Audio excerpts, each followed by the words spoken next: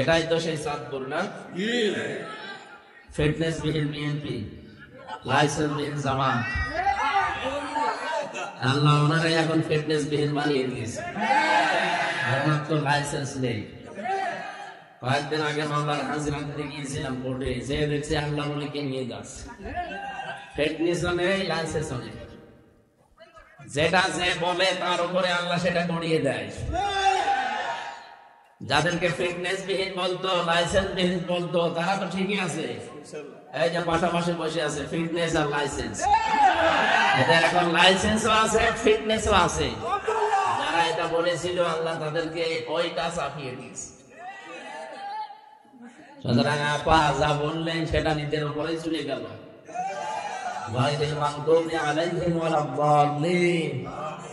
কি বলা হয় এই দোয়াটায়? 24 ঘন্টায় কেউ যদি অন্তত ফরজ নামাজও পড়ে, এই ফরজ নামাজে শেষে 17 বার এই দোয়া করে যে গায়রিল মাগদুবি আলাইহিম ওয়ালাদ-দাল্লিন। আল্লাহ তুমি অভিশাপ নাযিল করো যে মানুষগুলো পৃথিবীতে অভিশপ্ত এবং যারা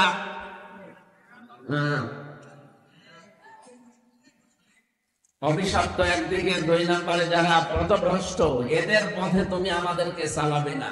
এই দোয়াটা প্রতিদিন 17 বার করে আল্লাহর কাছে আমরা কম বেশি ফরজ নামাজ পড়লেও করি। কি বলা হয় এটা জানেন? যারা সত্যকে সত্য জানার পরে স্বীকার করে নিতে চাই না, ওদের তাওরাতে, ওদের ইনজিলে আমাদের নবীর নাম 1000 বারের উপরে ছিল, কিন্তু ওরা সত্যকে সত্য জানার পরে হিংসা করে, অহংকার করে মানে নাই। এই জন্য পৃথিবীতে যারা সত্যকে সত্য জানার পরে মানে না, তাদের উপরে আল্লাহর অভিশাপ, অথবা তারা পথভ্রষ্ট। আমরা অনেকেই কিন্তু এই লাইনে এখন আছি, সত্যকে জানার পরে অনেকে মানতে চাই না, হয় হিংসা করে, হয় অহংকার করে। আমাদের এই দোয়া আবার আমাদের বিপক্ষে যেন কাজে না লাগে। এই কথা বলছেন আপনি? আল্লাহ আমাদেরকে বোঝার এবং আমল করার, কাজ করার তৌফিক দাও, বলেন আমিন। কোরআন শুনতে এসেছেন যারা আজকের এই ময়দানে, এটা কিন্তু শুধু মুসলমানদের আয়োজন না, আদা বায়ানুল লিন্নাস, মানুষের জন্য আজকের আয়োজন। মানুষ কত বাচ্চা আমরা যারা বিবেচিত, সবার জন্য আজকের আয়োজন নাকি?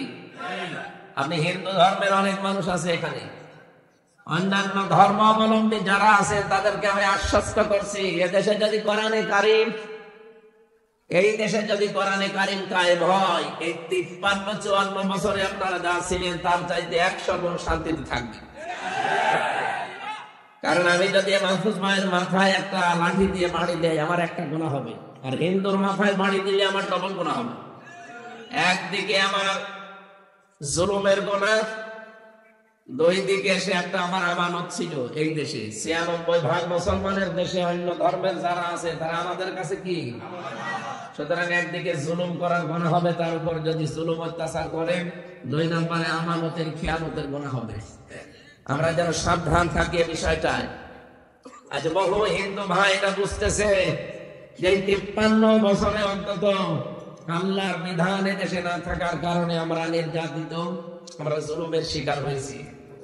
গতকালকের একজন হিন্দুর বক্তব্য শুনলাম, তিনি জানাচ্ছে খুলনাতে, তিনি বলছে দেশে যদি আল্লাহর বিধান কায়েম হয়, আমরা সবচাইতে বেশি নিরাপত্তা পাবো।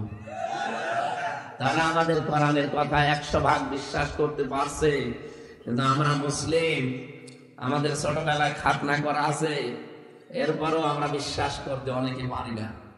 দল মত নির্বিশেষে কোরআনকে তার চাহিদা মতো পাঠিয়ে দেওয়ার চিন্তায় থাকা লাগবে আপনাকে। আল্লাহ যেন এই চিন্তা ভাবনা নিয়ে সামনে আমাদের কাজ করার তৌফিক দেন। ওয়ালাকাদ কাররামনা বানি আদম, সূরা বানি ইসরাঈলের ৭৪ নম্বর আয়াত প্রথম অংশে আছে। আল্লাহ বলেন আমি বনি আদম সন্তানকে সম্মান দিয়েছি, অথচ সবচাইতে বেশি অসম্মান করা হয়েছে এই 15.5 বছরের মানুষকে। কথা বলেন। একজন বিধবা মহিলা, 3 বারের প্রধানমন্ত্রী বেগম খালেদা জিয়া, তাকে সেই অসম্মান করে বাড়ি থেকে তাড়িয়ে দিয়েছে। পৃথিবীর মানুষ পর্যন্ত কেঁদেছে, তাম দুনিয়া দেখেছে আর কেঁদেছে। তার এমনিতে একটা ছেলে কবরে, এক ছেলে প্রবাসে, জুলুম অত্যাচার নির্যাতনের স্টিম রোলার তাদের উপরে কম চলেনি।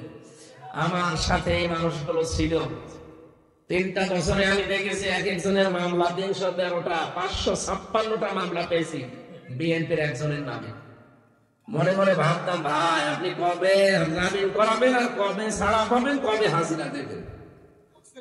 এই জুলুম অত্যাচারের নির্যাতনের স্কিম হলো আর এই 15.5 বছর চালিয়েছে এই জালেমরা। সম্মানিত মানুষদেরকে তারা সবচাইতে বেশি অসম্মান করেছে।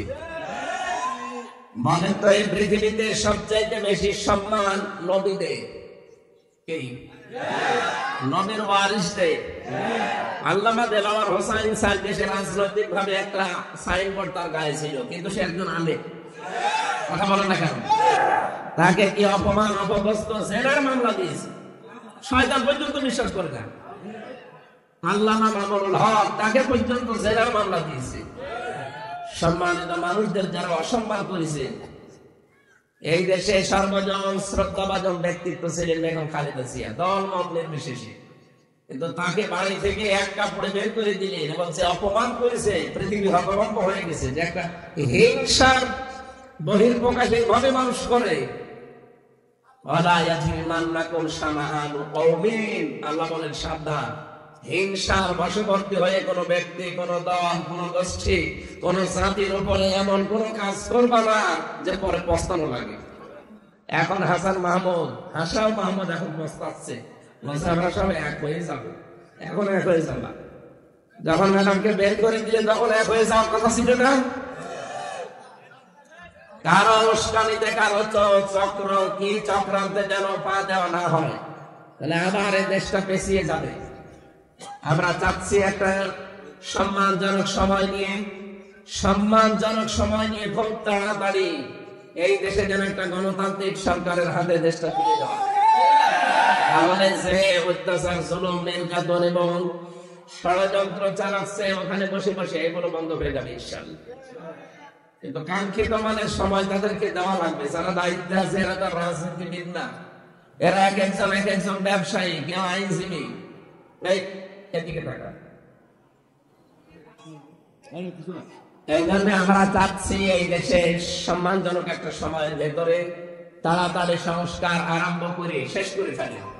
1628টা চেয়ার আছে এই দেশে, মেন চেয়ার কয়টা? এগুলো সব জালেমরা বসেছিল, জালেমদের দোসররা। তাড়াতাড়ি এদেরকে বিদায় করেন। এখানে বৈষম্যের শিকার যারা ছিল এই মানুষগুলোকে এখানে নিয়ে এসে বসান। হ্যাঁ, কথা বলেন না কেন? সংস্কার না হয়ে যদি আবার নির্বাচন হয়, এদেশে আবার ওই দিনের ভোট রাতে হবে, আবার 154 জন ডিক্লিয়ার হয়ে যাবে, আমরা টেরও পাবো না। এইটার পুনরাবৃত্তি আমরা চাই না। আমরা চাই এদেশে আমার ভোট আমি দেবো, যাকে ইচ্ছা তাকে দেবো।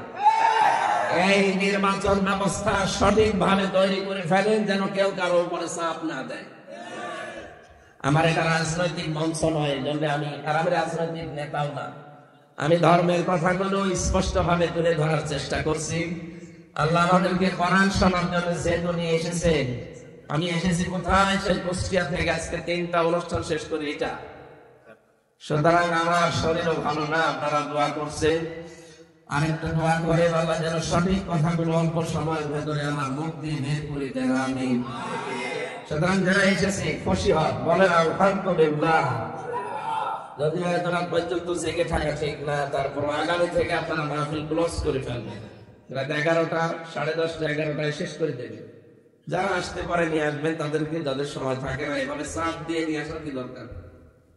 আরে ভাই, গরম দিয়ে চাষ করে খাবেন, গরু যদি মরে যায় আমদানি দিয়ে আপনি চাষ করবেন। আমি তো মরি যাই এখন। 3টা বছর সালেমরা যা করেছে আমাদের সাথে, সবচাইতে বেশি জুলুম করেছে আলেমদের উপরে। আমার মামলা দিয়েছে 14 মামলা, কিন্তু আমাদের রাজ্য ফাঁসির কন্টেন্ট সেলের ভেতরে 24 ঘন্টা তালা লাগানো। আমার আর গিয়াসউদ্দিন মামুন ভাই, এই 2 জনে ওই শয়তানদের মনে হয় রাগই ছিল আমাদের উপর। শুধু তালা লাগিয়ে রাখতে ব্লকে না, আবার সিসি ক্যামেরা দিয়ে রাখতো, কেউ যেন আমাদের সাথে কথা না বলে। আবার যোগাযোগ 3 বছর বিচ্ছিন্ন। আমি জানি না যে বাইরে কেউ বেশি আছে, মেরে গেছে। আমার দাদা মারা গেল আমি জানি না, আমার নানি মারা গেছে আমি জানি না।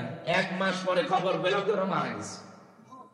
সুতরাং জুলুমটা খাবার দাবার তো ঠিক ছিল না, এই জন্য আমার ডায়াবেটিস হয়ে গেছে।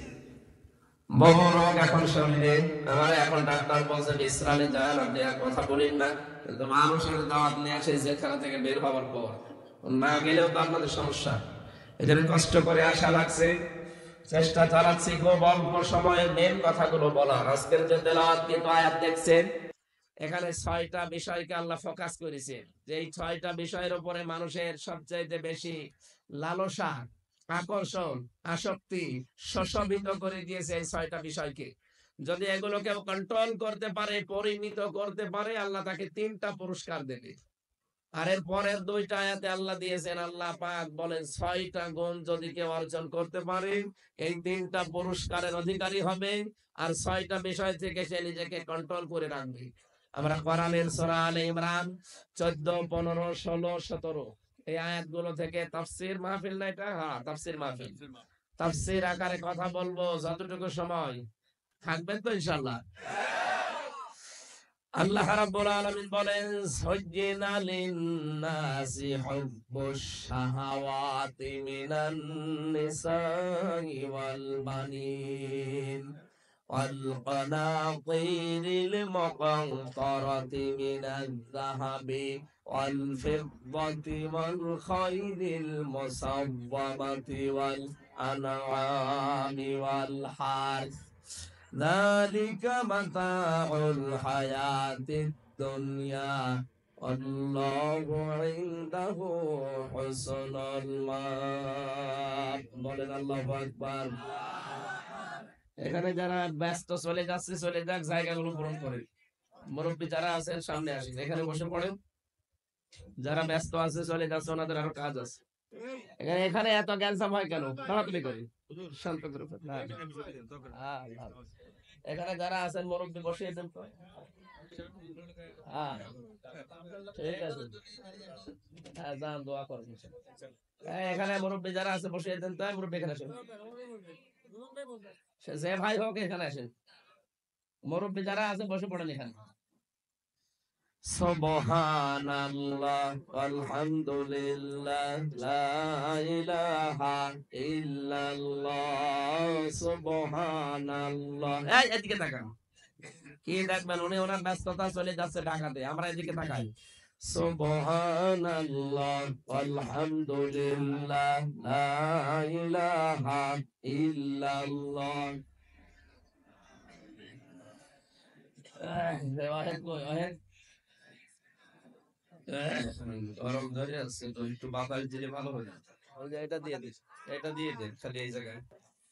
সুবহানাল্লাহ আলহামদুলিল্লাহ। আপনারা কি বোবা হয়ে গেছেন?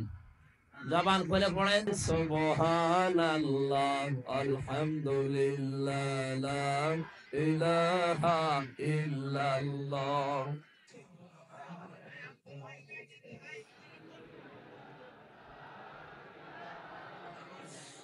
লা ইলাহা ইল্লাল্লাহ মুহাম্মাদুর রাসূলুল্লাহ।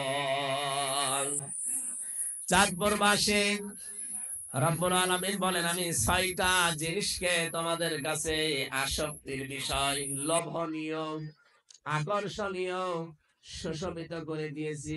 মানুষের আকর্ষণে 6টা জিনিসের উপরে বরাবর আছে। তার 1 নম্বরে নারী, 2 নম্বরে সন্তানাদি, 3 নম্বরে সোনা রূপা স্তূপিত, 4 নম্বরে আল্লাহ নাম দিয়েছেন অল খাইলিল মুসাওয়ামা, ঘোড়া। চিহ্নিত ঘোড়ার নাম আছে এখানে, যদিও ঘোড়া বলতে শুধু ঘোড়া না, এখানে যানবাহন, বাহন, অনানাম, গবাদি পশু, অল হার্স, এই পৃথিবীতে যত শস্য ক্ষেত আছে এবং জমি জায়গা, এগুলো এর অন্তর্ভুক্ত। যালিকা মাতাউল হায়াতিদ দুনিয়া, এগুলো সব দুনিয়ার সম্পদ। আল্লাহু ইনদাহু হুসনুল মাআব, আল্লাহর কাছে এর চাইতে উত্তম জিনিস আছে। বলেন সুবহানাল্লাহ। চাঁদপুরবাসী এখানে যারা বসে আছেন, জান্নাত আছে এটা বিশ্বাস করেন কারা? হাত তোলেন তো। এই আন্দাজে হাত তুলবেন না, দেখেন তো হাত তোলেনি কে? আলহামদুলিল্লাহ। জান্নাত আছে, এটা সবাই আমরা বিশ্বাস করেছি, শুধু বিশ্বাস না, 100 ভাগ। কথা বলেন না কেন? আল্লাহ বলেন ওটা যদি পেতে চায় কেউ, তাকে এই 6টা জিনিসকে পরিমিত ভাবে ব্যবহার করা লাগবে। আর ছেড়ে দিতে পারবেন না, কিন্তু ব্যবহার করা লাগবে পরিমিত ভাবে। নারীর প্রতি আকর্ষণ পৃথিবীর সেই প্রথম দিন থেকে আল্লাহ আরম্ভ করেছেন। নারীর প্রতি যে আকর্ষণ, এটা সেই প্রথম দিন থেকে শুরু হয়েছে। রব্বুল আলামিন বলেন আদম নবী জান্নাতের ভেতরে তিনি ঘুরে বেড়াচ্ছিলেন উদাস মনে। এই কে আরম্ভ করেছেন? আপনি এই দাঁড়িয়ে আলাই, এদিকে আসুন, আসেন এদিকে আসুন। বন্ডামি করার জায়গা পান আপনি? এই কথা বন্ধ করেন, এত করি বলে আপনাদেরকে। এমনি বাধা দিতেন, ধরা লাগবে।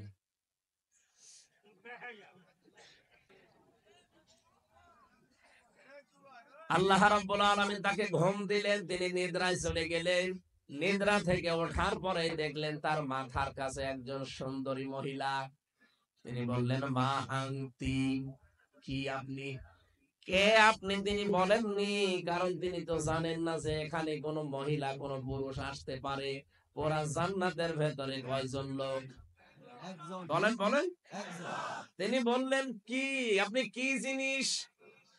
হযরতে হাওয়া আলাইহিস সালাম তিনি বললেন আমি একজন মহিলা, একজন নারী। হযরতে ফেরেশতারা জিজ্ঞাসা করেছিলেন আদম নবী, আপনি যে জিজ্ঞাসা করলেন কি আপনি, কে আপনি বললেন না কেন? তিনি বলেছিলেন কে আপনি, আমি এ কথা বলবো কি করে, কারণ আমি তো এর আগে মেয়ে লোক কি দেখি নাই। দ্বিতীয় নম্বরে হযরতে আদম নবীকে আমার আল্লাহ আল্লামা আদম আল আসমা কুল্লাহা, যত জিনিসের নাম আল্লাহ সব তাকে শিখিয়েছিলেন, এই জ্ঞান দিয়েছিলেন। তার জ্ঞানের উপরে ভিত্তি করে হযরতে আদম নবী ডাক দিয়ে বললেন তার নাম। আমি জিজ্ঞাসা করেছিলাম প্রথমে যে কি জিনিস আপনি, আপনার নাম কি? সে তখন আমাকে জানিয়েছে আমার নাম হাওয়া। কি নাম? হাওয়া মানে জীবন্ত। যেহেতু একটা জীবন্ত মানুষের, জীবন্ত মানুষ থেকে বের করে আল্লাহ তাকে একটা জীবন্ত জিনিস বানিয়েছে, এই জন্য তার নাম হাওয়া। জান্নাতের ভেতরে হাওয়াকে দেখার পরে তিনি তাকিয়েছিলেন এবং নাম জিজ্ঞাসা করার পরে ধরতে গেলেন। আল্লাহ বলেন না ধরাও যাবে না, তাকানো যাবে না। হযরতে আদম নবী বললেন আল্লাহ ধরা যাবে, তাকানো যাবে, কি করলে সেই কথা বলেন। রব্বুল আলামিন বলেন একটা কায়দা আছে যে বিয়ে করা লাগবে, তাহলে ধরাও যাবে, তাকানো যাবে। তার মানে বিয়ের আগে কোন বেগানা মহিলার দিকে তাকানো যাবে না, ধরা তো যাবেই না। যারা আজ বলেন যে পবিত্র ভালোবাসা, পবিত্র প্রেম, জায়গা পান না। বিয়ের আগে প্রেম পবিত্র হয় কি করে? অত অপবিত্র প্রেম। এক কথা বলে দেখেন, যদি অনেক বেঈমান মানুষ এই দেশে আছে আমরা দেখতে পাচ্ছি, তারা এখন সিনেমা বানিয়েছে পবিত্র ভালোবাসা। বলেন তো, এই পবিত্র ভালোবাসা, এই দেশে সিনেমা নেই একটা নায়ককে? আপনারা তো আর এইসব জগতে নেই, আপনারা আল্লাহর ওলি। পবিত্র ভালোবাসা সিনেমা বানিয়েছে, নায়ক নায়িকা, এখানে একটা সিন দিয়েছে, আমি উপন্যাস পড়ে দেখেছি এই বিষয়টা আমরা মিলিয়েছে। মাহিয়া মাহি একজন নেই, এ তো আল্লাহর ছোটখাটো ওলি। এই মহিলাকে কাজে লাগিয়েছে, বোরকা পরে হিন্দু, বোরকা পরে একটা হিন্দু ছেলের সাথে লাইন লাগিয়েছে। এই সিনেমাটা বিভিন্ন ভাষায় রূপান্তরিত হয়, সারা বিশ্বের বিভিন্ন দেশে যায়। মানুষ দেখে যে মুসলমানের মেয়ে বোরকা পরে একটা হিন্দুর সাথে, হিন্দু ছেলের সাথে লাইন করে। ওরা মনে করে যে এটা মনে হয় পবিত্র কাজ, ভালো কাজ। লেখক যিনি এই সিনেমাটা, যারা এগুলো করেছে, তাদের দুর্বিসন্ধি, তাদের উদ্দেশ্য কি আপনারা অনেকে না জানলেও আমরা জেনে ফেলেছি। এরা মুসলমানদের এই চরিত্রকে আপনি তো ভালো কাজে ব্যয় করার জন্য টাকা গোছান না, টাকা গোছাচ্ছেন পবিত্র ভালোবাসা দিবস পালন করার জন্য। এটাকে পবিত্র না অপবিত্র? অপবিত্র। ভালোবাসা পবিত্র হয় তখন যখন মেয়েটার সাথে আপনার বিয়ে হয়ে যায়। আমরা এই দেশে দেখি বিয়ের পরে আমাদের আর ভালোবাসা থাকে না, তখন ডিভোর্স হয়ে যায়। আজকের রিপোর্ট, বাংলাদেশের 100 জনের 86 জন মানুষ যারা ভালোবাসা করে বিয়ে করেছে ওদের সংসার টিকছে না, সব ডিভোর্স হয়ে যাচ্ছে। 3 মাস 4 মাস 6 মাস 1 বছরের পরে আর লাস্টিং করে না। কিন্তু মা বাবার অনুমতি নিয়ে এরকম মানুষ যারা বিয়ে করেছে, বিয়ের পরে যাদের ভালোবাসা পবিত্র, এই মানুষগুলো সংসার মরণ পর্যন্ত টিকে যায়। আদম আলাইহিস সালামের সেই আকর্ষণ প্রথম দিন থেকেই, যেহেতু আমরা আদমের সন্তান, এই হিসাবে আমাদের প্রতি আল্লাহ আকর্ষণ ঢুকিয়ে দিয়েছেন। মেয়েদেরকে বলছি, সম্মানিতা মা বোনেরা, আপনার আকর্ষণীয় জিনিস, লোভনীয় জিনিস, পৃথিবীতে সবচাইতে দামি জিনিস আপনারা। আদ-দুনিয়া কুল্লুহা মাতাউন ওয়া খায়রু মাতাউদ দুনিয়া ইমরাতুস সালিহা। পৃথিবীর সবকিছুই সম্পদ, এর ভেতরে উত্তম সম্পদ হচ্ছে আল্লাহওয়ালা মেয়ে মানুষ। দুনিয়ায় যত মহিলা আছে, আল্লাহওয়ালা মেয়ে মানুষ ওইটা যার ভেতরে 3টা গুণ পাওয়া যায়। কয়টা? আরো জোরে বলেন। ইদা নাযারা ইলাইহা সাররাতুহু, যখন তার স্বামী তার দিকে বাইরে থেকে এসে তাকাবে, স্বামীকে সে আনন্দ দেবে। এরকম মহিলা এখন 100 জনের 98টা পরিবারে নেই। এত কষ্ট করে লোকটা বাড়িতে আসে, দুনিয়ার কর্মজীবন শেষ করে বাড়িতে আসবে, লিতাসকুনু ইলাইহা, তার কাছে একটা শান্তি, স্বস্তি, নিরাপত্তা, এগুলো পাওয়ার জন্য। আমাদের আদিম পিতা হযরতে আদম ওই মহিলাকে জিজ্ঞাসা করেছিলেন, মা আনতি, কি জিনিস আপনি? যেই বলেছে আমি একজন মহিলা, নারী, কি করবেন এখানে? হযরতে হাওয়া বলেছিলেন, আমি আপনার সাথে বাস করব, আপনাকে আমি শান্তিতে রাখবো। তার মানে মেয়েদের কাজই হবে স্বামীকে শান্তিতে রাখা। বাইরে থেকে আসলে কথাবার্তা দিয়ে, আচরণ দিয়ে, ব্যবহার আচার দিয়ে, যেভাবেই হোক স্বামীর সন্তুষ্টি সে চাইবে বা কামনা করবে। এটা আজ বাংলাদেশে অনেক পরিবারে নেই, এই জন্য পুরুষেরা পরকীয়া প্রেম করে। কি কথা বলছো না কেন? পরকীয়া প্রেমের জন্য দায়ী মেয়েদের এই আচরণটা।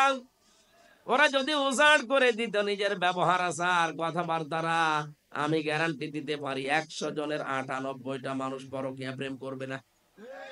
শুধু এই ছোটখাটো বিষয়ের জন্য আমাদের মন হারিয়ে যায়। কি পরকীয়া প্রেমে এখানে মানুষ নেই? কারা করছেন হাত তোলেন তো। ও, এই এলাকায় মনে হয় কোন জিনিসপত্র আপনাদের নেই, আলহামদুলিল্লাহ। যাক, ভালো, এলাকার মেয়েরাও ভালো আছে। 2 নম্বরে, ওয়াইদা গাবা আনহা হাফিজাতুহু, যখন স্বামী বাইরে চলে যাবে তখন নিজেকে হেফাজত করবে। কি কথা বলছেন না? স্বামীর সম্পদ, স্বামীর সন্তান এবং স্বামীর যে আমানত আপনার কাছে রেখেছে, আপনার সম্ভ্রম, ইজ্জত, এগুলো আপনি হেফাজত করে রাখবেন। আর হাজারো মানুষ বাইরে থেকে যারা প্রবাসী, ওরা ওখান থেকে এত পরিশ্রম করে টাকা পাঠায়, আল্লাহর ওলি বিভিন্ন জায়গায় তো টাকাগুলো খরচ করে, স্বামী এসে দেখে বউটাও নেই। হ্যাঁ, যদি এভাবে 2 বছর 5 বছর 10 বছর বাইরে থাকা স্বামীর ঠিক না, তারপরও তো আপনার খুশির জন্য, আপনাকে সন্তুষ্টি এবং আপনার সুখের জন্য, পরিবারের জন্য তো সে কষ্ট স্বীকার করছে। আপনাকেও একটু স্যাক্রিফাইস করা দরকার। ওই এসে যদি আপনার 8 বছর 10 বছরের এত বড় সম্পদ গুলো আর নাই পায়, বিয়ে করেও যাওয়ার দরকার কি ছিল? এখানে মেয়েরা যারা এসেছেন, আপনাদের স্বামীরা যারা, আপনাদের বর যাদের বিদেশে আছে, বাইরে আছে, কর্মজীবনে আছে, যতক্ষণ বাইরে আছে নিজেকে হেফাজত করবেন। এটা নেককার মহিলা, উত্তম সম্পদের গুণাগুণ। 3 নম্বরে,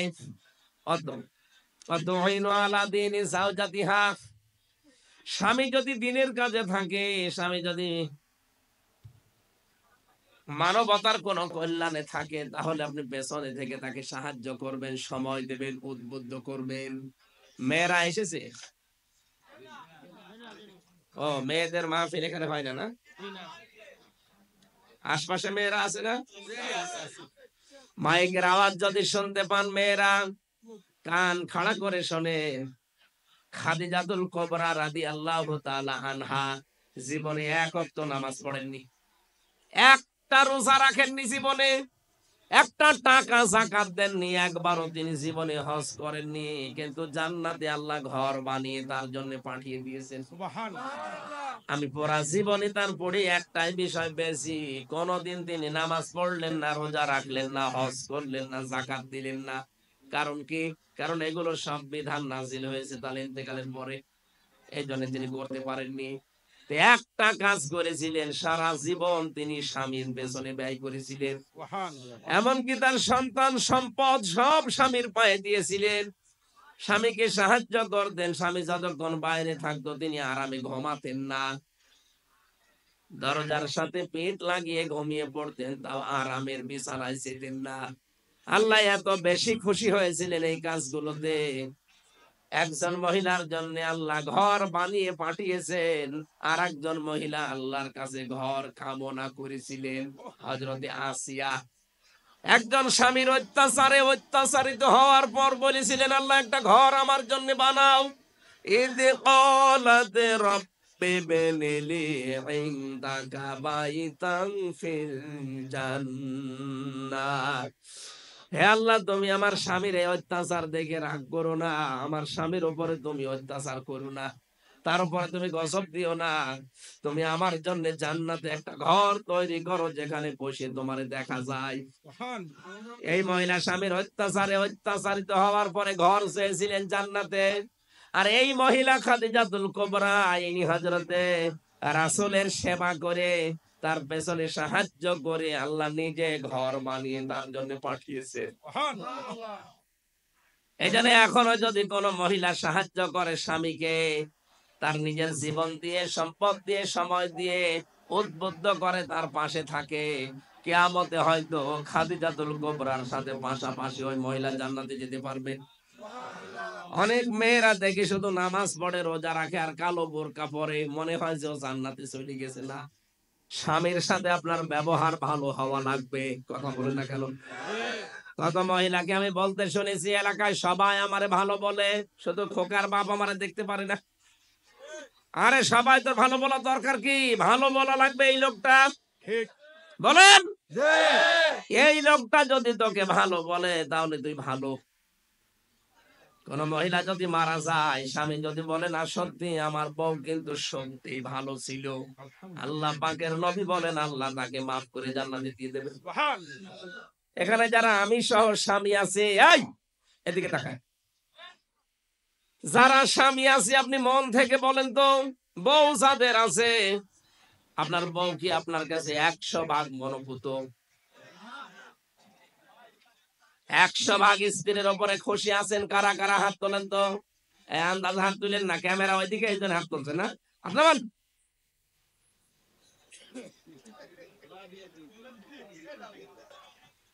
না না না ভাই, যে কয়জন হাত তুলেছে মনে হয় এরা খুব বউ ভালোবাসে, এদের বউ মনে হয় সব ফাতেমাতুজ জোহরার মতো। আল্লাহ যেন কবুল করেন, আর আমার টেনটাও যেন এরকম বানিয়ে দেয়। আমিন। নারীর প্রতি মহব্বত, আকর্ষণ, ভালোবাসা প্রথম দিন থেকে যেহেতু এসেছে, বিশ্ব নবী বলেন আমার কাছে 3টা জিনিস খুব প্রিয়। একটা নারী, তার মানে নারী বলতে এখানে নিজের বউ। নবীজি বলেন আমার স্ত্রী আমার কাছে ভালো লাগে, অন্যেরটা না। কিন্তু আমাদের চরিত্র পুরা উল্টা, মহিলা ভালো লাগে, বউ ভালো লাগে, নিজেরটা বাদ দিয়ে অন্যেরটা। এরকম মানুষ নেই দেশে? যারা এই যে ভাবির সাথে লাইন করে আছেন, প্রতিবেশীর স্ত্রীর সাথে লাইন করে আছেন, বিশেষ করে বিবাহিত কোন মহিলার সাথে যাদের লাইন আছে, জীবনে তো সেই পুরুষ না ছেড়ে দিলে, তালাক না দিলে আপনি বিয়ে করতে পারবেন না। পারবে? আর কোনদিন তাকে না পাওয়ার জন্য আপনি আফসোস করে মরবেন। এই জন্য এরকম লাইন যাদের আছে তাদের নাম্বার গুলো ডিলিট করে দেন। বিশেষ করে প্রতিবেশীর স্ত্রীর সাথে, ভাবির সাথে, আর বিবাহিত মেয়েদের সাথে যাদেরই আছে এই মুহূর্তে নাম্বার ডিলিট করা লাগবে। যাদের আছে এক্ষুনি করে, জীবনে তাকে বিয়ে করতে পারবে না যতদিন তার স্বামী ছেড়ে না দেয়। যদিও শয়তান এই জায়গায় বেশি অ্যাটাক করে। এক কথা বলেন না কেন? এরকম মানুষ নেই যে ভাবির সাথে লাইন চালিয়ে যাচ্ছে? আছে মানে কারা আছেন সাহস করে হাত তোলেন তো। না, এই এলাকায় অনেক সচেতন মানুষ আলহামদুলিল্লাহ। আর আমার মনে হয় এলাকায় এসব নেই। আপনি এটা ছেড়ে দিন ভাই, আল্লাহর রাস্তায় ছেড়ে দিন। পারবেন না, জীবন ওর স্বামী না ছাড়লে আপনি বিয়ে করতে পারবেন না। 2 নম্বরে তাকে না পাওয়ার জন্য একটা ধুইকে ধুইকে মরবেন, একটা কষ্ট। যারা এরকম লাইনে আছেন এই মুহূর্তে ছেড়ে দিন তো কাজটা। আল্লাহর ভয়ে যদি নাম্বারগুলো ডিলিট করতে পারেন এখনই, আল্লাহর কসম একটা অনির্বচন সুখ আপনি পাবেন। সুবহানাল্লাহ বলতে পারেন নাই? নবীজি বলেন 2 নম্বরে আমার কাছে সুগন্ধি ভালো লাগে, আর আমাদের কাছে সুগন্ধির পরিবর্তে অনেকের দুর্গন্ধ ভালো লাগে। এই জন্য বিড়ি সিগারেট খাই। এটা কি সুগন্ধ না দুর্গন্ধ? আমার মনে হয় বিড়ি যারা খায় ওদের জামা নাড়া দিলেও গন্ধ বের হয়। আপনি কি বাতাস যাচ্ছেন না ইয়ার কি মারছে?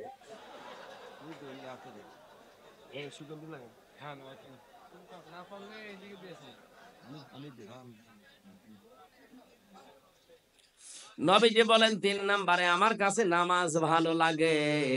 এই আমরা যারা মুসলিম নবীর উম্মত দাবি করছি, নামাজ ভালো লাগে আমাদের? না। আপনি নামাজে কি পেয়েছেন যে ভালো লাগবে আপনার? একটু লম্বা করে সেজদা দিয়ে দেখেন, নামাজ কি টের পাবেন। এরা কি মানুষ নাকি কলেরা? এরা ওরা ধরে কানের নিচে 2টা দিন পারছেন না কথা বলে। কত মানুষ বসে আছে, এরা দেখতে পাচ্ছেন না? এই পুলিশ ভাই, কি অস্ত্র কয় আপনার? কি করেন, কি উপরে তুলে ধরেন? এই এদিকে দেখো, আসলে মানুষ না কলেরাই।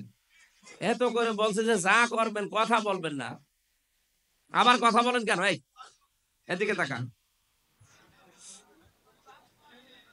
আরে ভাই, আমি আমার বাস্তব ওয়াজ করছি। জেলখানায় আমরা 3টা বছর লম্বা সেজদা চা দিয়েছি, ওইগুলোতে আমরা আনন্দ পেয়েছি।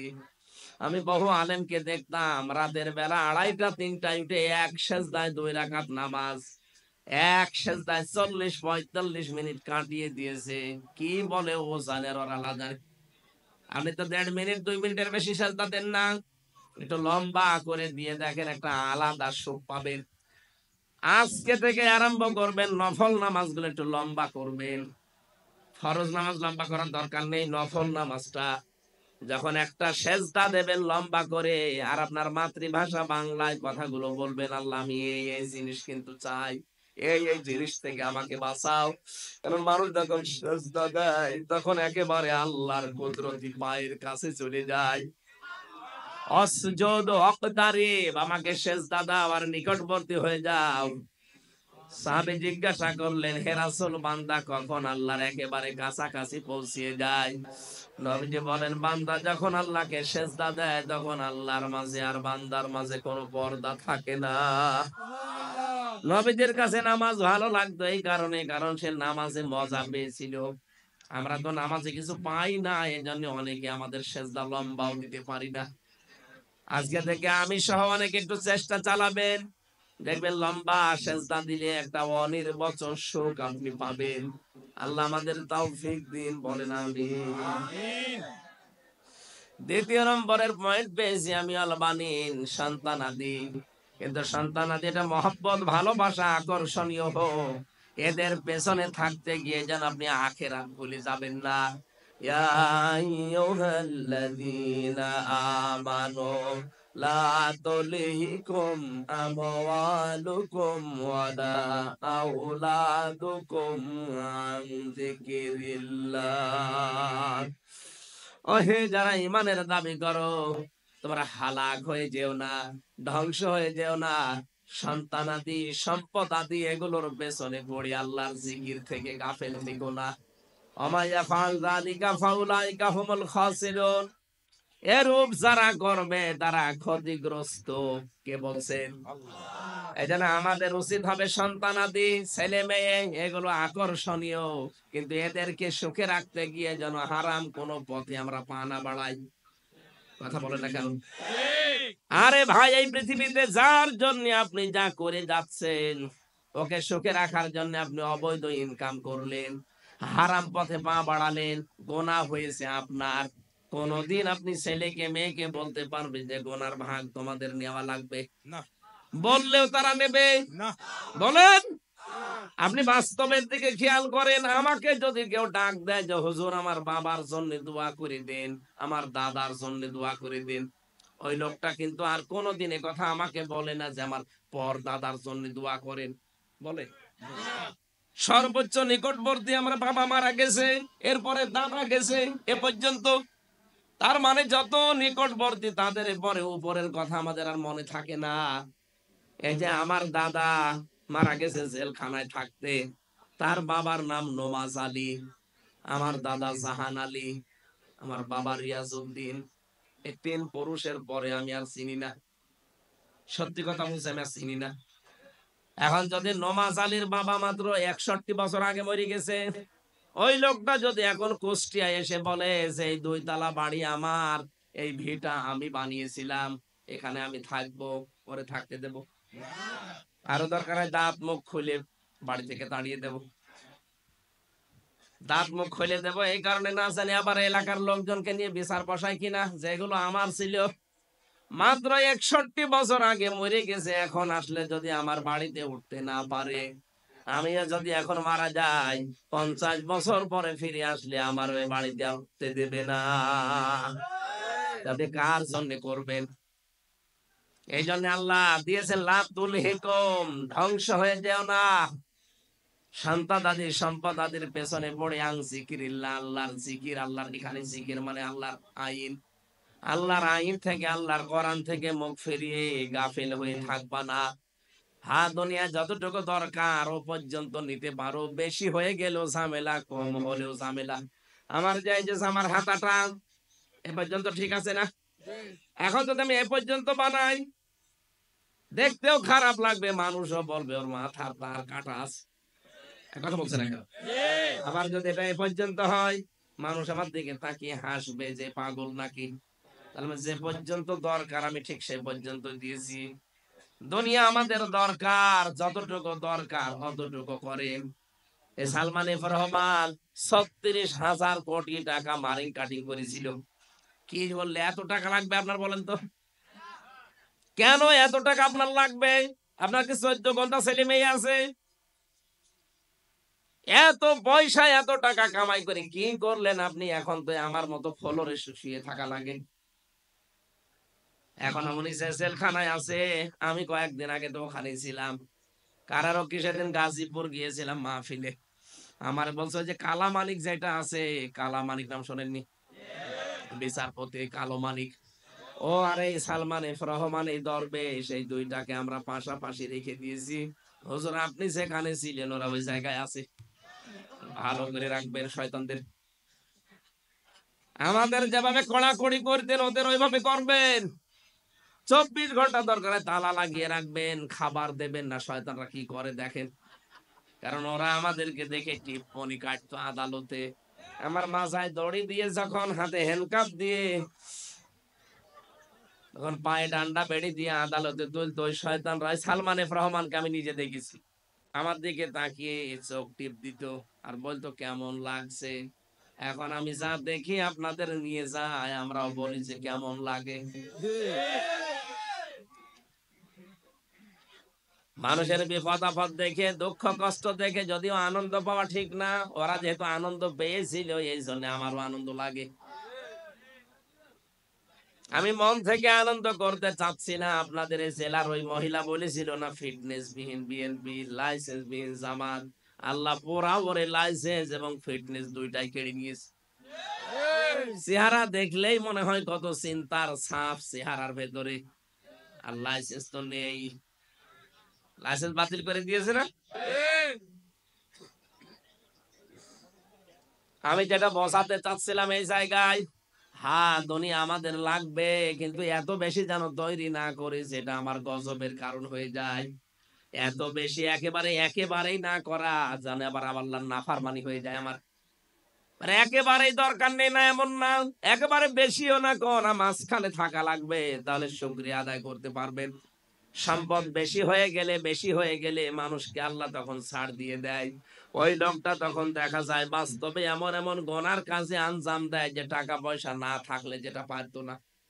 এক কথা বলে দেখা, টাকা পয়সা হয়ে গেলে শেষে দেখা যাচ্ছে অনেকে হোটেলে রাত কাটায়। এরকম দেশে মানুষ নেই? টাকা না থাকলে তো হোটেলে রাত কাটাতে পারতো না। আবার একেবারেই কিছু নেই, শেষে আকাশের চাঁদ দেখলেই মনে করে রুটি।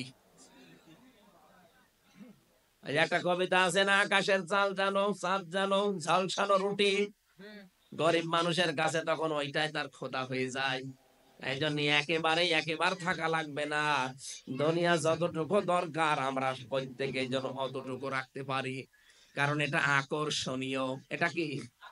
সোনা রূপাকে যারা এক জায়গায় করে রাখে, যারা বাহন, এ বাহনের ভেতরে আমার যে গাড়িটা, এই গাড়ি থেকে শুরু করে পৃথিবীর প্রত্যেকটি বাহন, উড়োজাহাজ পর্যন্ত এর ভেতরে অন্তর্ভুক্ত। এরপরে আমি আলহার, গবাদি পশু পাখি এবং শস্য ক্ষেত, জমি জায়গা। অনেকের ধান্দায় থাকে শুধু জমি কিনবো। এই এলাকায় নেই? খেয়ে থাকুক আর না খেয়ে থাকুক, ওর ধান্দায় শুধু জমি কিনবো। ওর ছেলে মেয়ে এত করে নিষেধ করে যে বাবা আর লাগবে না, আর কত, তারপর ওর ধান্দা ওইটা। আমি কি বেশি বললাম? আল্লাহ বলেন যালিকা মাতাউল হায়াতিদ দুনিয়া, এগুলো দুনিয়ার সম্পদ। মাতাউন বলা হয় ওই জিনিসকে যেটা ভোগ করা হয়ে গেছে। এই যে মেয়েরা যখন রান্নাঘর বসে কি দিয়ে? নেকড়া দিয়ে। কি দিয়ে? এটাকে মাতা বলা হয়। এটা ভোগ করা, ব্যবহার করা হয়ে গেছে, ও জন্মের শীর্ণ শেষ। ও দিয়ার পরবর্তীতে কোনো কাজে লাগাতে পারবেন না। আল্লাহ বলেন দুনিয়ার জিনিস, এই 6টা জিনিস আমি ভোগ করার জন্য দিলাম। তোমরা কিন্তু ভোগ অলরেডি অনেকে করে ফেলেছো, কিন্তু এগুলো পরিমিত যদি করতে পারো, তোমাদের 3টা পুরস্কারের ঘোষণা দিলাম। 1 নাম্বারের পুরস্কার, ওলাউ নাব্বিয়ুকুম বিখায়রিম মিন যালিকুম লিল্লাযিনা তাকাউ ইনদা রাব্বিহিম জান্নাত। ওই 6টা জিনিসের যদি ব্যবহার পরিমিত করতে পারো, কন্ট্রোল করতে পারো, 1 নাম্বারে পুরস্কার দেব আমি জান্নাত। নাম কি? তাজরি মিন তাহতিহাল আনহার, খালিদিনা ফিহা, চিরকাল সেখানে থাকবে, যার তলদেশ দিয়ে নদী আর নহর প্রবাহমান থাকবে। ওয়াজওয়াজুম মুতাহহারা, পবিত্র স্ত্রী তাদেরকে দেওয়া হবে। ওয়ারিদওয়ানুম মিনাল্লাহ, 3 নম্বরে আল্লাহ নিজে রাজি হয়ে যাবে। এটা সবচেয়ে বড় পুরস্কার। আমি যদি এই ভাইয়ের বাড়িতে যাই, উনি মেহমান আমাকে পেয়ে যদি কথাই না বলে, সালাম কালাম না দেয়, শুধু খাবারের বাটি এভাবে আমার দিকে নিক্ষেপ করে, নে খা খা, আমার ভালো লাগবে? আর আসতে বলেন। আল্লাহ বলেন এই মানুষগুলো যেহেতু আমার মেহমান, এদেরকে আমি জান্নাতে ঢোকানোর পরে, উত্তম স্ত্রী গুলো দেওয়ার পর, নয়ন জোড়ানো বউ এদেরকে দেওয়ার পরে, শেষে বলবো যা তোদের উপরে রাজি হয়ে গেলাম। অরিদওয়ানুম মিনাল্লাহ। আল্লাহ তুমি জীবনে কিছু দাও আর না দাও, এইটা যেন আমাদের জীবনে দিও যে তুমি রাজি হয়ে গেছো। আল্লাহু বাসীরুম বিল ইবাদ। আল্লাহ বলেন আমি সূক্ষ্মদর্শী। বান্দা বান্দি যারা আছো, এটা কিন্তু 100 ভাগ বিশ্বাস করো যে আমি কিন্তু দেখতে পাচ্ছি। আল্লাযীনা ইয়াকুলুনা রাব্বানা, এবার 6টা গুণ তোদের ভেতরে লাগবে। এই 3টা পুরস্কার যদি অর্জন করতে চাস, আর ওই 6টা কাজকে যদি কন্ট্রোল করতে পারিস, কয়টা? 6টা। বলেন বলেন। 1 নম্বরে রব্বানা ইন্নানা আমান্না ফাগফির লানা যুনুবানা ওয়া কিনা আযাবান নার। তারা বলবে রব্বুল আলামিন আমরা ঈমান এনেছি আপনার প্রতি, আমাদেরকে আপনি মাফ করে দেন। তার মানে দুনিয়ায় আমরা যারা ঈমানদার দাবি করব, প্রথম গুণ হওয়া লাগবে আমাদের এই যে আমরা মাফ চাবো। কার কাছে? নাকি দরবারে, বাজারে, পীরের কাছে? মাফ চাওয়ার জায়গা কোনটা? দরবারে ইলাহি। ওমা ইয়াগফিরুয যুনুবা ইল্লাল্লাহ, আল্লাহ ছাড়া মাফ আর কেউ করতে পারে না। এখান থেকে একটা মাসলা বের হয়, আপনি যার কাছে অপরাধ করবেন কিয়ামতের দিন, কিন্তু আল্লাহ তার থেকে আপনার এই ব্যবস্থাটা করে নেবে। দুনিয়াতে যদি আপনি তার কাছে মাফ চাইতে না পারেন, কিয়ামতে ওইটা আল্লাহ ব্যবস্থা করবে।